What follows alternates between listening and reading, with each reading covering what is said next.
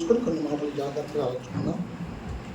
ప్రేమ నమ్మకంలో మా తండ్రి మహాగణ మహనీయుడు, ఇప్పటి వరకు మీ లేఖన భాగాలలోని మాటలను జాగ్రత్తగా ఆలోచించుకోవడానికి, మరి ముఖ్యంగా వివరించి దాన్ని పరిశీలనాత్మకంగా పరిశోధించుకోవడానికి కృపచూపిన విధానాన్ని బట్టి వందనాలు. ఈ లేఖనాల పరిశోధన తరగతులలో అనేకమైన విషయాలని, మీ ఉద్దేశాలను తెలుసుకోవడానికి కృపచూపిన విధానాన్ని బట్టి వందనాలు.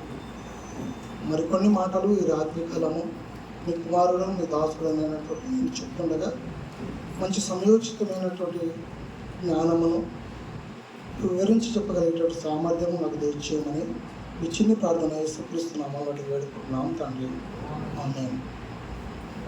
చాలా సంతోషం. చాలా రోజుల తర్వాత మరలా మీ మధ్య నిలవబడి దేవుని మాటలు ఆలోచించుకోవడానికి కృప చూపాడు దేవుడు.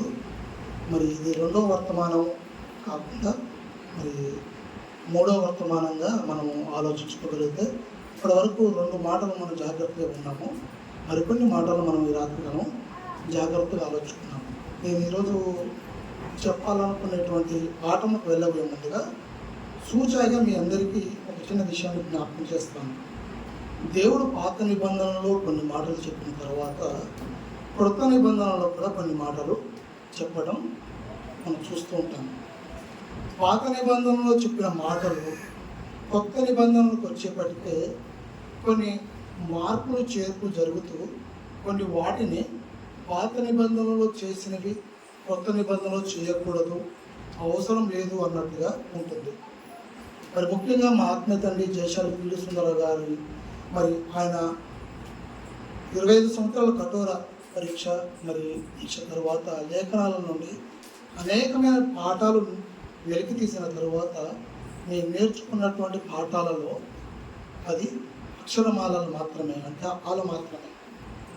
ఆయన నేర్పించినటువంటి మాటలని మేము స్థిరంగా పట్టుకున్న తర్వాత లేఖన భాగాల్లోనే మరి అందులో పరిశీలనాత్మకంగా పరిశోధించుకుంటూ వస్తున్నప్పుడు ఒక చిన్న సందర్భాన్ని ఆలోచించాలని ఆశపడ్డాను.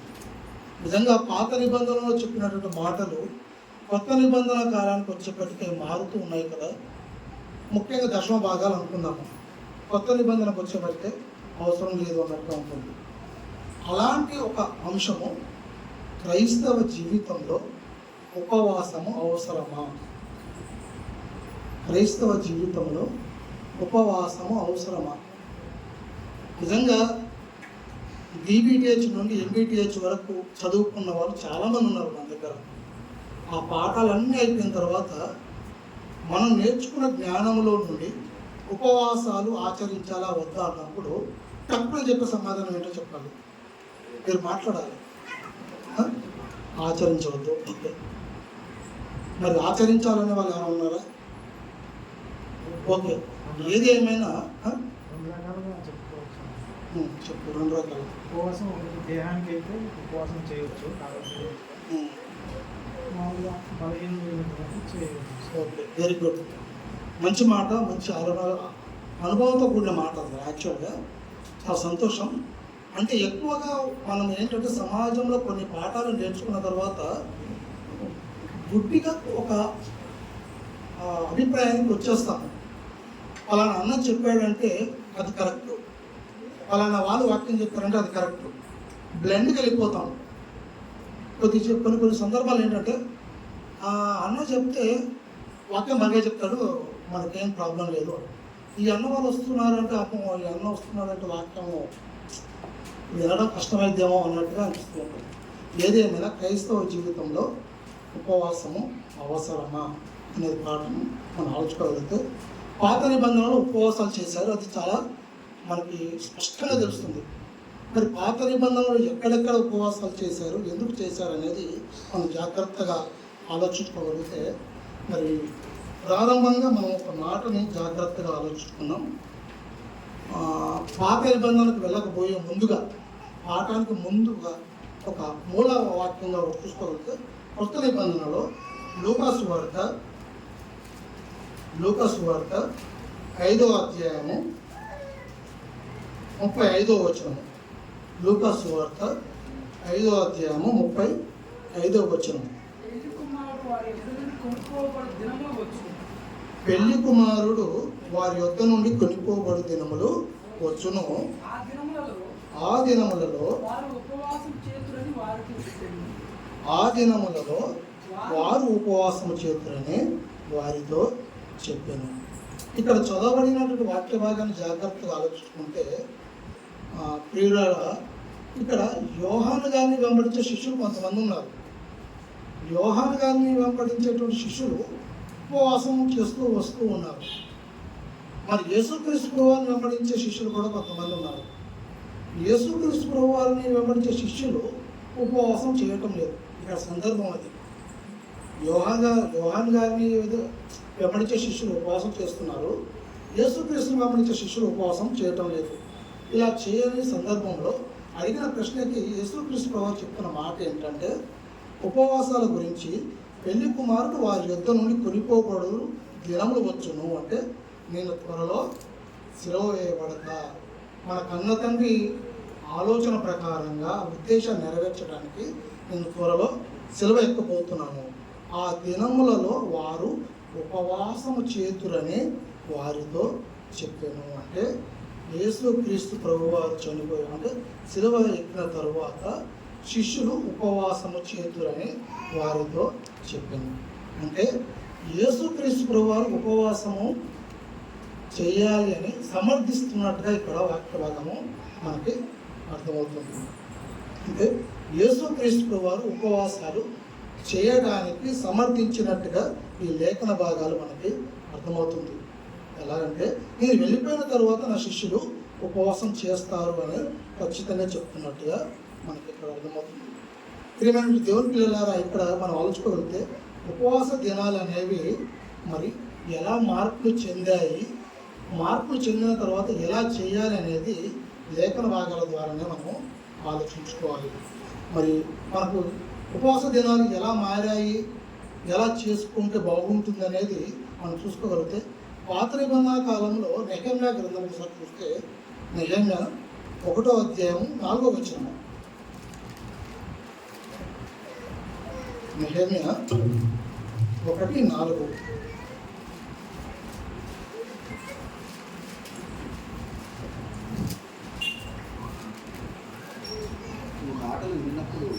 ఈ మాటలు వినినప్పుడు నేను కూర్చుండి ఏడ్చి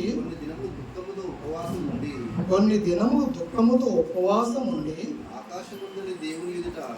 ఆకాశమందలి దేవుని ఎదుట విజ్ఞాపన చేసి తిని అన్నాడు. అంటే నెహెమ్యా గారు మాట్లాడిన మాటలు ఒకసారి ఆలోచించుకోగలిగితే యెరూషలేము పట్టణము కాల్చబడము, ప్రాకారాలు కూల్చబడము జరిగిన తర్వాత నెహెమ్యా గారు చెప్పుకున్నటువంటి మాట ఏంటంటే, పట్టణ ప్రాకారాలు పడద్రోయబడిన సందర్భంలో నెహెమ్యా గారు చెప్తూ ఆయన మాట్లాడిన మాట ఏంటంటే 4వ వచనంలో కొన్ని దినములు దుఃఖముతో ఉపవాసం ఉండి ఆకాశమందరి దేవుని ఎదుట విజ్ఞాపన చేసి తిని అన్నాడు. నిజంగా నెహెమ్యా గారు చెరపట్టబడి మరి ఆయన మాట్లాడిన సందర్భాన్ని మనం ఒకసారి చూసుకోగలిగితే ఉపవాసం కొన్ని దినాలు ఉపవాసం ఉన్నాడంట. ఉపవాసం ఉండి మరలా ఆయన ఏం చేశాడంటే ఆకాశం అందరి దేవుని ఎదుట విజ్ఞాపన చేశాడు అన్నట్టుగా మనకు అర్థమవుతుంది. నెహెమ్యా గారు చేసిన మాట మనం జాగ్రత్తగా ఆలోచుకోగలిగితే దేవుడిని అడిగిన వెంటనే మార్గము సుగమము చేస్తాడనేది, ఇంకా సరళం చేస్తాడనేది నెహెమ్యా గారి జీవితం నుండి మనం అర్థం చేసుకోగలుగుతాము. ఎందుకు ఈ మాట చెప్తున్నానంటే, యెరూషలేము పట్టణము మరి కాల్చబడి ప్రాకారాలు పడదొరిగిన తర్వాత నెహెమ్యా గారు చాలా బాధపడ్డాడు, దుఃఖపడ్డాడు అని అక్కడ రాయబడింది. అంటే దుఃఖపడి కొన్ని దినములు ఉపవాసం ఉన్నట్టుగా మనకు ఇక్కడ అర్థమవుతుంది. అంటే ఉపవాసం ఉండి దేవునితో మనము మాట్లాడితే, దేవుణ్ణి అడిగితే వెంటనే మార్గము సరళం చేస్తాడు అనేది మనం ఇక్కడ ఆలోచించుకోగలుగుతాం. ఒక నెహెమ్యా గ్రంథం అనే కాదు, యోనా గ్రంథం కూడా మనం ఆలోచించగలిగితే యోనా గ్రంథము మీకు అర్థం కావడానికి పాత నిబంధనలో కొన్ని సందర్భాలు మీకు చూపిస్తున్నాను. యోనా గ్రంథము 3వ అధ్యాయం 6వ వచనం. ఆ సంగతి నినివే రాజులకు వినబడినప్పుడు ఆ సంగతి నినేవే రాజుకు వినబడినప్పుడు అతడును తన సింహాసనం మీద నుండి దిగి తన సింహాసనం మీద నుండి దిగి తన రాజవస్త్రములను తీసివేసి గోనెపట్ట కట్టుకొని బూడిదలో కూర్చుండెను. అంటే ఇక్కడ ఏం చేశాడు? యోనా గారు ఆయన రాసిన మాటలలో రాజు సైతము బూడిద పూసుకొని గోనెపట్ట కట్టుకొని అక్కడ దేవుని మాటల కోసం ఎదురు చూస్తున్నట్టుగా మనకి ఇక్కడ అర్థమవుతుంది. మరి అదే యోనా గ్రంథము 3వ అధ్యాయము 8వ వచనము మనం జాగ్రత్తగా ఆలోచుకుంటే అక్కడ ఒక అద్భుతమైనటువంటి మాట రాయబడింది. ఒకవేళ దేవుడు చదువు మనసు త్రిప్పుకొని పశ్చాత్తాపుడై మనము లయం కాకుండా తన కోపాన్ని చల్లార్చుకొని కనుక మనుషులు ఏది పుచ్చుకోకూడదు, పశువులు కానీ ఎద్దులు కానీ గొర్రెలు కానీ అదేవిధంగా 9వ వచనం కూడా కంటిన్యూ చేసి నీళ్లు త్రాగకూడదు. మనుషులందరూ తమ దుర్మార్గములను విడిచి తాము చేయు బలాత్కారాలను మానివేయవలెను. ఓకే, ఇక్కడ రాయబడిన మాట ఏంటంటే ఉపవాసం ఆచరించేటప్పుడు చేయవలసిన ప్రాముఖ్యమైనటువంటి విషయం ఏమిటంటే పశ్చాత్తాపడాలి మొదటిగా, రెండవది దుర్మార్గతను విడిచిపెట్టాలి. పాత నిబంధన కాలంలోనే దేవుడు చెప్పిన మాట ఏంటంటే ఉపవాసం ఉండాలి. ఉపవాసం అనేది బయటికి కనబడేటట్టుగా చేస్తున్నప్పటికీ మీరు చేయవలసిన ప్రాముఖ్యమైనటువంటి విషయం ఏంటంటే పశ్చాత్తాపడుతూ దుర్మార్గతని విడిచిపెట్టాలి అన్నాడు. మరి ఉపవాసం చేస్తున్నప్పుడు ఎవరు పశ్చాత్తాపడుతున్నారు, ఎవరు దుర్మార్గతను విడిచిపెడుతున్నారు? ఒకసారి ఆలోచుకోగలిగితే నేటి కాలంలో కూడా దుర్మార్గతను విడిచిపెట్టకుండా పశ్చాత్తాపము అంటే తప్పు జరిగిన తరువాత ఆ తప్పును తిరిగి నేను చెయ్యను, నా జీవిత పర్యంతము, నా మరణ పర్యంతము ఆ తప్పుని తిరిగి నేను చెయ్యనని పశ్చాత్తాపడాలి. ఇలా పశ్చాత్తాపడుతున్నారా? అలా పశ్చాత్తాపడట్లేదు, దుర్మార్గతను విడిచిపెట్టడం లేదు. కాబట్టి దేవుడు చెప్పిన మాట ఏంటంటే మీరు చేయు ఉపవాసములు నాకు అసహ్యములు అన్నది. అంటే ఉపవాసం చేసేటప్పుడు గుర్తుపెట్టుకోవాల్సిన ప్రాముఖ్యమైన విషయం ఏంటంటే మనుషులలో పశ్చాత్తాపము కలగాలి, దుర్మార్గతను కూడా విడిచిపెట్టాలి.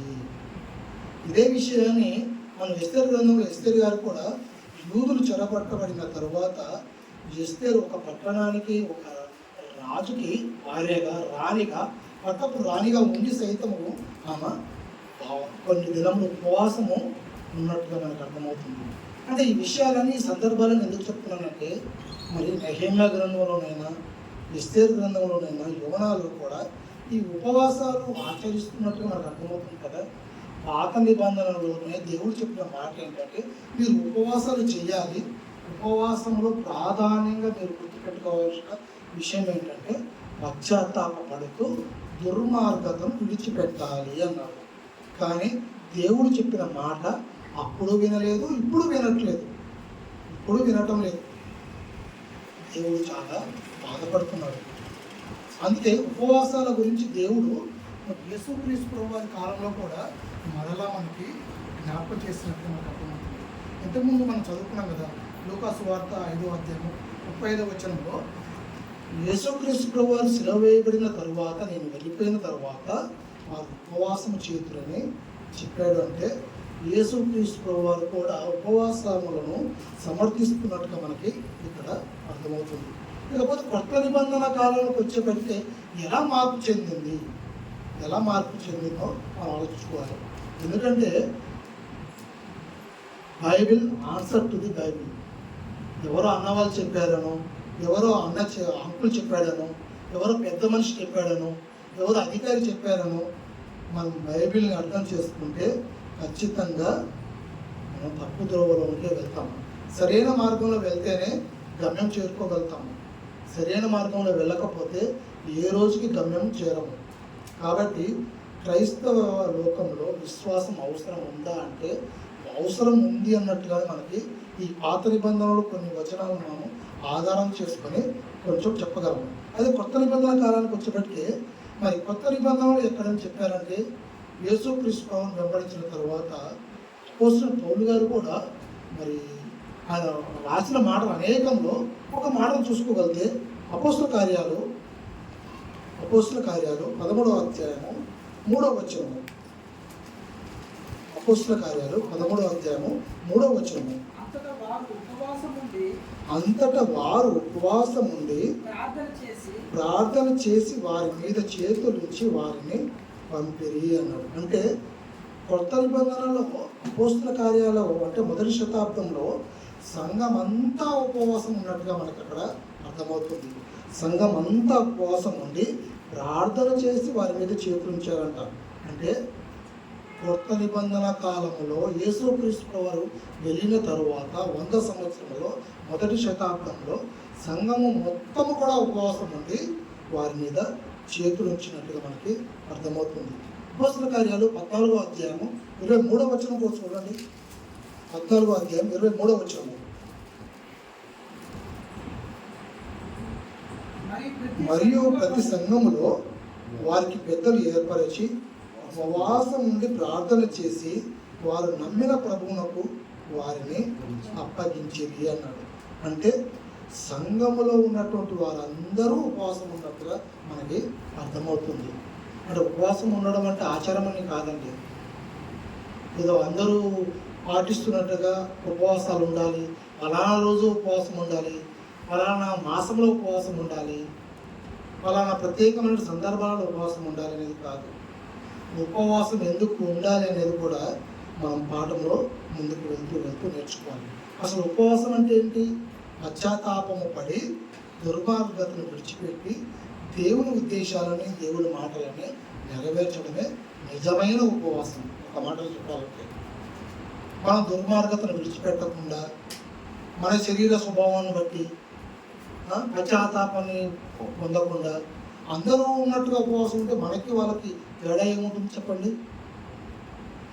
మనకి వారికి తేడా ఉండాలంటే, మనం దేవుని పిల్లలుగా ఉండాలంటే మనం చేయవలసిన పని ఏంటంటే దుర్మార్గతను విడిచిపెట్టాలి, పశ్చాత్తాపం కలిగి ఉండాలి. మత్తయి సువార్త 4వ అధ్యాయము 2వ వచనాన్ని ఒకసారి చూస్తున్నాము. యేసుక్రీస్తు వారు తన జీవితంలో జరిగినటువంటి ఒక చిన్న సందర్భాన్ని చూద్దాము. మత్తయి సువార్త 4వ అధ్యాయం 2వ వచనం.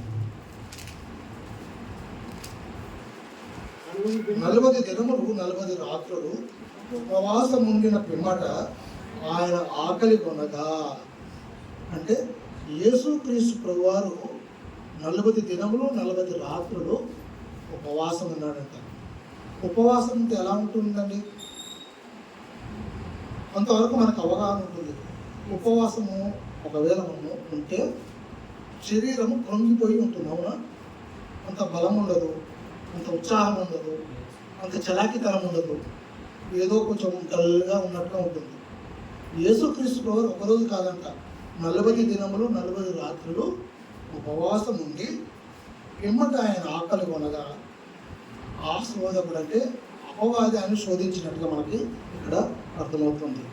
అంటే శరీరము కృంగిపోయిన తర్వాత ఆయన యేసుక్రీస్తు వారు చేసిన పని ఏంటో తెలుసా? దేవునితో సహవాసాన్ని కలిగి ఉన్నాడు. ఉపవాసముతో దేవుని సహవాసాన్ని యేసుక్రీస్తు వారు కలిగి ఉన్నారు. 40 దినములు 40 రాత్రులు ఆయన ఉపవాసం ఉన్న తర్వాత ఆకలి కొని ఉండగా ఆ శోధకుడు ఆయనని శోధించడానికి ఎక్కడైనా కొండ మీద తీసుకువెళ్ళి రాళ్ళను రొట్టెలుగా చేసుకోమని వివిధ రకాలుగా ఆయన శోధించినట్టు మనకి అర్థమవుతూ ఉంటుంది కదా. అయితే అక్కడ ఆత్మ నూతన పరచబడుతూ బలపడుతూ దేవుని పనిలో ముందుకు కొనసాగినట్టుగా మనకు అర్థమవుతుంది.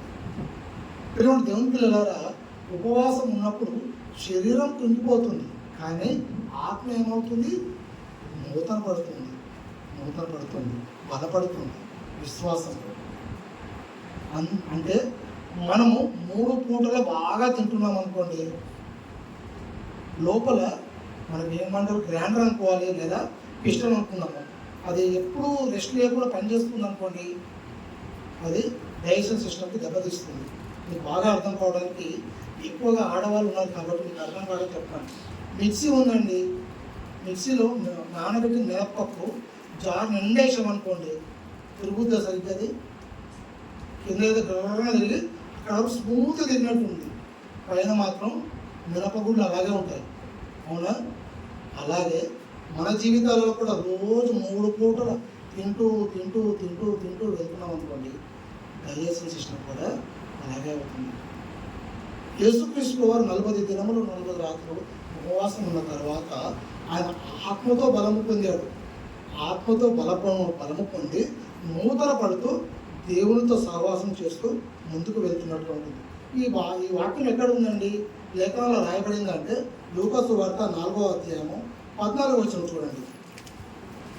లూకాసు వార్త 4వ అధ్యాయము 14వ వచనం.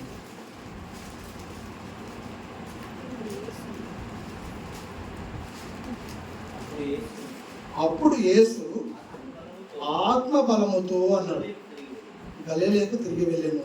అప్పుడు యేసు ఆత్మ బలముతో గలిలయకు తిరిగి వెళ్ళాను.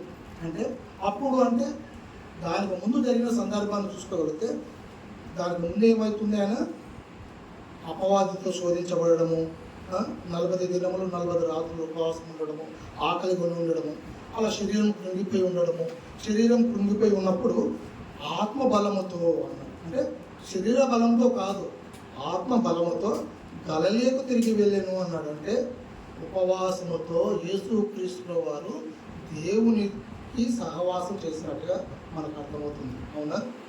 చాలామంది ఏమనుకుంటారంటే ఉపవాసాలు లేవండి అంటారు. ఇంకా మనల్ని గట్టిగా చెప్పేది ఏంటంటే అసలు లెంట్ డేస్ అంటేనే నవ్వుతూ ఉంటారు. లెంట్ డేస్ చేయమని కాదు నేను అక్కడ చెప్పే మాట.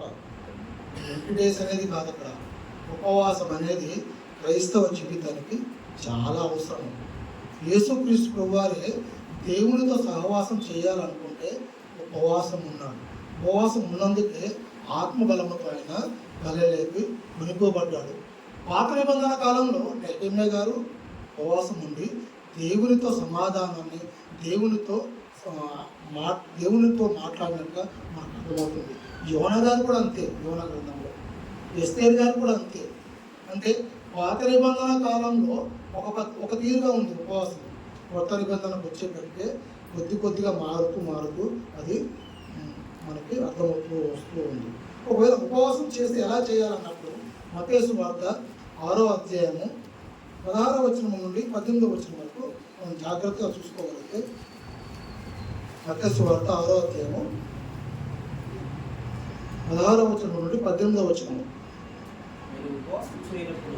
మీరు ఉపవాసము చేయనప్పుడు వేషధారుల వల్ల దుఃఖముఖులై ఉండకుడి, తాము ఉపవాసము చేయుచున్నట్లు మనుషులకు కనపడవలనని వారు తమ ముఖమును వికారము చేసుకుందురు, వారు తమ ఫలము పొంది ఉన్నారని నిశ్చయంగా మీతో చెప్తున్నాను. అంటే ఉపవాసం చేసేటప్పుడు మనము మనుషులకు కనపడేట్టుగా చేయొద్దు, ముఖము వికారంగా పెట్టుకోవద్దు. ఇక్కడ మనము బాగా జాగ్రత్తగా చూసుకుంటే మరి 16వ వచనం నుండి 18వ వచనం వరకు మనం చదువుకోగలిగితే, ఉపవాసం చేయించినప్పుడు మనుషులు కనపడమే కాక రహస్యమందును మీ తండ్రికే కనపడలను.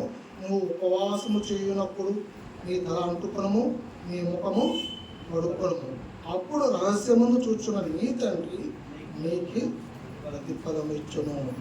అంటే నేడున్న క్రైస్తవ లోకంలో క్రైస్తవులుగా ఉన్నటువంటి వారికి ఉపవాసం అవసరం ఉంది అంటే ఉంది. ఉపవాసం ఎలా ఉపవాసం చేయాలో తెలుసా? మనం చేయవలసిన పాపాలు తప్పులన్నిటికీ మొదటగా పశ్చాత్తాపడాలి, దుర్మార్గతను విడిచిపెట్టాలి, తల ఇంటుకొని మరలా మన రహస్యమందు ఉన్నటువంటి మన తండ్రికి ప్రార్థన చేయాలి. అప్పుడు ఆయన ప్రతిఫలం ఇస్తాడు. ముఖం కూడా కడుక్కోవాలి. అక్షరభాగం ఉంది అంటే మొత్తం ఇది ఆచారంగా చేస్తారని నేను మమ్మీ వచనాలు గుర్తు చేయకూడదు చెప్తున్నాను. మొత్తానికి ఖచ్చితంగా చేయవలసిన పని ఏంటి తెలుసా? మెయిన్ దుర్మార్గతను విడిచిపెట్టాలి. దుర్మార్గతను విడిచిపెట్టకుండా, పశ్చాత్తాపం పడకుండా మనం ఉపవాసాలు చేస్తున్నామనుకో అందరూ ఆచరించినట్టుగానే ఆచరిస్తున్నట్టుగా ఉంది. పాత నిబంధనలు చేసిన ఉపవాసాలు దేవునికి అసహ్యము కాబట్టి అలాంటి ఉపవాసాలు నాకు వద్దు అన్నాడు. కొత్త నిబంధనకు వచ్చేబడితే రహస్యం ముందు మీ తండ్రికి కనబడేట్టుగా మాత్రమే ఉపవాసం చేయాలి. మనుషులకు కనబడేట్టుగా మీ ముఖం వికారంగా పెట్టుకోవద్దు. వారేదో చూసి నువ్వు ఉపవాసం ఉన్నావా బ్రదర్, నువ్వు ఉపవాసం ఉన్నావా సిస్టర్ అని అడిగేటట్టుగా మనము ఉండొద్దు. అలాంటి స్నానం చేసుకొని మౌనం గడుపుకొని రహస్యం ముందు ఉన్నప్పుడు మన తండ్రికి ప్రార్థన చేయాలి. అప్పుడే ప్రతిఫలం ఇస్తాడు. ఇంకా మీకు బాగా అర్థం కావడానికి అనారోగ్యంగా ఉన్నామనుకోండి, డాక్టర్ దగ్గరికి వెళ్తే ఏం చెప్తారు తెలుసా? ఒక 2 రోజులు ఇది తినద్దు, ఒక 3 రోజుల వరకు భోజనాన్ని దూరం చేసి ఓన్లీ లిక్విడ్స్ తీసుకోండి అంటారు. మనం పాటిస్తామా లేదా?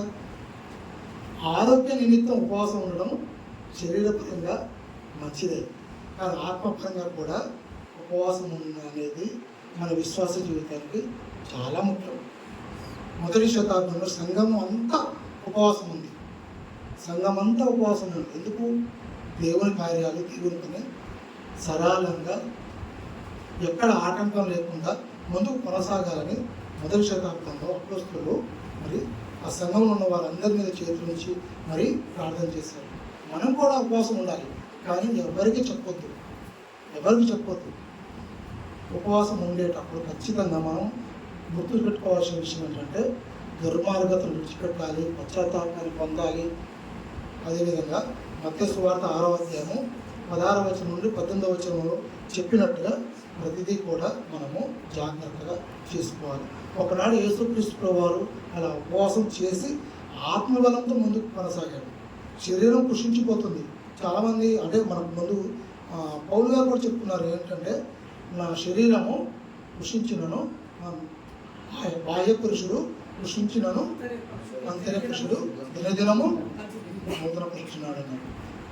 అదేవిధంగా కొన్ని సందర్భాల్లో ఏమంటారు, అనేక పర్యాయములు ఉపవాసములతోనూ అని ఆయన చెప్తున్న శ్రమల గురించి చెప్తున్నప్పుడు కూడా ఉపవాసాల గురించి చెప్తున్నారు. కాకపోతే మన యొక్క విశ్వాస జీవితంలో ఉపవాసాలు అనగానే ఒక తేలికపాటి ఆలోచనతోటి నిర్లక్ష్యంగా మనము ఒకవేళ ఉన్నామో ఆలోచించుకోవాలి. ఉపవాసం చేయాలి అంటే అది చేసేటప్పుడు దేవునికి అనుకూలంగా చేయాలి.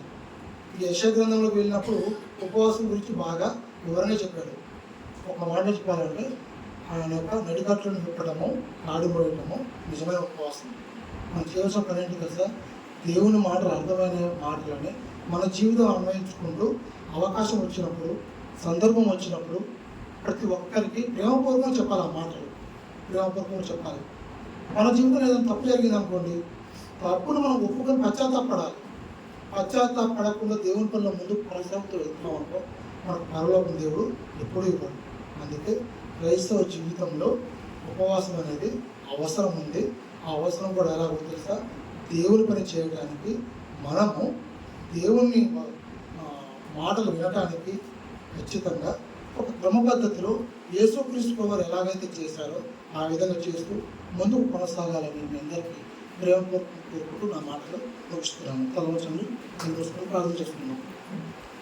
ప్రేమ నమ్మకం మా తండ్రి, మహాగౌడ మహానేడ, ఈ రాత్రికాలంలో ఒక చిన్న సందర్భాన్ని మేము ఆలోచించుకున్నాము. క్రైస్తవ జీవితంలో అనేక సందర్భాలలో పాత నిబంధనలో ఉన్నటువంటి విషయాలని కొత్త నిబంధన కాలానికి వచ్చేటప్పటికి కొన్నిటిని కొట్టివేయడము, కొన్నిటిని మరి మార్పు చెంపుతూ మరి ఎక్కువగా మరి దాన్ని పరిపక్వం తీసుకుని వచ్చి దాని యొక్క సంపూర్ణతని మాకు నేర్పించిన విధానం బట్టి వందనాలు. నిజంగా ఈ రాత్రికాలము ఒక చిన్న సందర్భాన్ని ఉపవాసం గురించి మేము ఆలోచించుకున్నాము. మరి ఉపవాసం అనేది శరీరపరంగా మాకు ఆరోగ్యాన్ని ఇచ్చినప్పటికీ ఆత్మీయంగా ఆత్మబలం పొందటానికి నిజంగా మీరు నేర్పిన క్రమం ప్రకారంగా మా యొక్క జీవితంలో దుర్మార్గతను విడిచిపెట్టి పశ్చాత్తాపం పడుతూ ముందుకు కొనసాగుతూ మీరు చెప్పిన పనిని తూచా తప్పకుండా చేయడానికి గొప్ప చూపమని ఈ చిన్న ప్రార్థన యేసుక్రీస్తు నామములో అడిగి వేడుకుంటున్నాం తండ్రి. ఆమేన్. అందరికీ వందనాలండి.